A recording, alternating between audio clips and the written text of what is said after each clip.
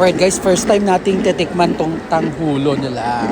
Right, so basically mga fruits siya na ayan, parang binalot siya ng sugar coated na mga fruits.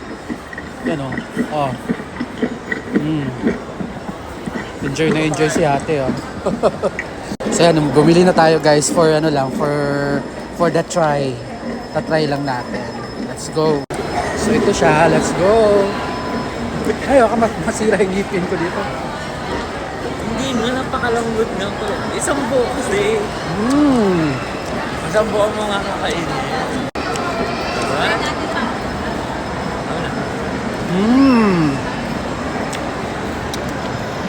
Sarap.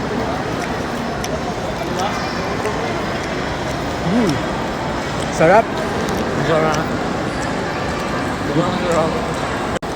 Ang sarap pala niya. Parang sugar lang yung sugar coating lang siya eh. So ito, ano to? Mansanas na green. Ay, ubas na green. Ubas na green. Tikman natin. Gabi open na.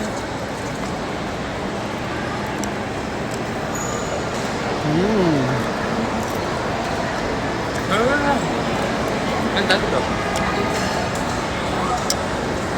Sarap. Last one.